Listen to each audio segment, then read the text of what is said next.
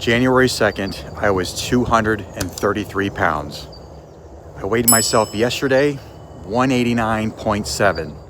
So that's about 44 pounds since the start of this year. Now, I had made a goal to get to 190. I've already achieved that, but I'm kind of bouncing back and forth between 189, 192. I think I weighed 191.7 today. I just came off of a 48-hour fast. That's what got me to the 189.7 yesterday. Today I was 191.7 because I did eat after the 48 hours. And my next milestone really is to get to that 180, 185, okay?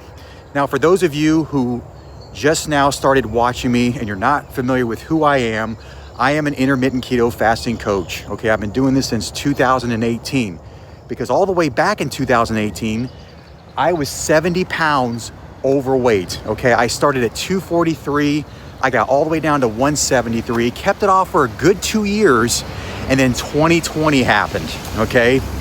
And I put some of that weight back on, so I decided that this year, I'm gonna get back to where I was, getting down into below 200, which I've already achieved, okay? So I did that in 7 months, all the way back in 2018, put the weight back on in 2020, and for 4 years, I just couldn't get back on the horse. But like I said, this year I decided to get back into my best shape. And I've coached hundreds of men from all over the world to lose at least 40 pounds in 16 weeks using my Keto Shed 40 program. So if you want more info on that, I'll put a link in the description below. When you click it, it's gonna take you to another YouTube video, and it kind of explains more in detail on how I could potentially help you. And it would be a good opportunity for you to have a conversation with me just to see if you and I would be a good fit, okay? Now, with that out of the way, I want to explain exactly what it was that I did not do on my weight loss journey. And this is what I did back in 2018, but it's also what I didn't do this year, okay? Or in 2018, okay? Keto snacking, okay? It is a very big industry. Food companies are starting to realize that people are starting to become a little bit more conscious of trying to eat healthier, okay? So a lot of these food corporations, they're obviously gonna jump on the bandwagon because they're all in it for profit, and they try to create all these keto snacks for people who are trying to eat healthier. But there's a big problem with keto snacks, and it might be sabotaging your weight loss. Or you may have noticed like maybe your weight's not going down as fast as you would like. So in this video, I want to explain why these keto snacks could potentially be ruining your weight loss or destroying your weight loss, okay? If you go to the grocery store right now, you're gonna see tons of keto snacks in the health food section. You know, the front of the package, keto, low carb, low net carbs, okay? And what a lot of people don't realize is a lot of these keto snacks aren't even keto at all. They still got ingredients in there that are not good for you. In fact, it is difficult to find a true cauliflower pizza in the frozen food aisle. If you notice, cauliflower pizza isn't just cauliflower. Look at the back of the package. You're gonna find rice flour and all kinds of other stuff. It's not just cauliflower. I've made my own where it was just cauliflower rice, eggs, mozzarella. That's it. And I'll season it to make it taste good. That is literally it. That's all that's in my cauliflower pizza crust. You'll find a lot of like keto breads. They are becoming very, very popular. Look at the back of the ingredients. See what's in it, okay? A lot of companies make these keto desserts. I've made my own keto desserts. I would rather make my own than to buy some keto dessert in the grocery store because I'm gonna tell you, some of this stuff is not good for you. So, when I did my transformation in 2018 and my transformation this year, I didn't do any type of keto snacks, okay? In fact, snacking in itself can ruin your weight loss, okay? If you're doing intermittent fasting, you're not supposed to be snacking in between your, let's say you're having 2 meals a day. You're not supposed to be snacking in between your meals. If you're doing 1 meal a day, you're supposed to stick to that 1 meal. If you're doing 3 meals a day, just stick to the 3 meals a day. There's no need to snack. I didn't do any of this in 2018. I didn't do any of this in 2020. And I'll tell you why. I wanted to make sure that there was no room for error. I wanted to keep it strict. I did carnivore for 30 days this year, but actually I went a little further than that. I was only supposed to do it for 30 days. I ended up doing it for like double that. I did it for like 60 days. So you want to stick to foods that are one ingredient foods. You'll notice a lot of these keto snacks aren't one ingredient food. They are full of other ingredients, and this could be sabotaging your weight loss. So you want to be very, very careful that you do not fall into that trap where you're trying to replace something that you really like. That's all these keto snacks are, you know.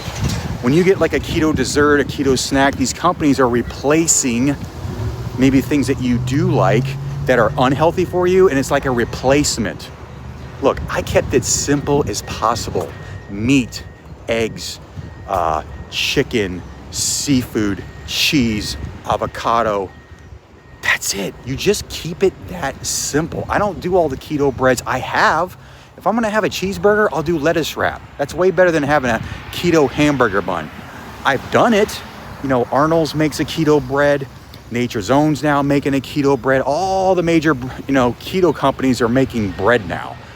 And I personally did not want to do anything that was going to ruin my progress. So I stayed away from all of that kind of stuff, okay? Just remember this, okay? The acronym KISS. Keep it stupid simple. One ingredient foods. Just stick to the meat, the eggs, any kind of meat. It don't matter what kind of meat it is. You want to get grass-fed, obviously. Grass-fed, grass-finished. Make sure to have that kind of meat, because that's going to be so much more better for you than some of the other stuff. Eggs, seafood, chicken, cheese, avocados, sausage, all that stuff. I've been down that road. Keto pancakes. I even had my mom, you saw the cheesecake I got for my birthday. Back in 2019, I had my mom made me a keto cheesecake.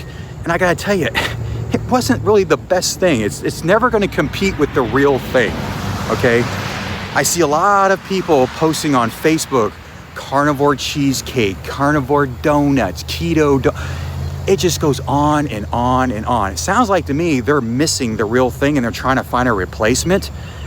Whereas when I did my transformation, there was no half-assing it. I went all in. No keto snacks. I kept it very simple, one ingredient foods, okay? So if you want to get the best transformation of your life, if you're gonna do it, just go all in. Why go in 50%, 60%, 70%? Go all in, okay?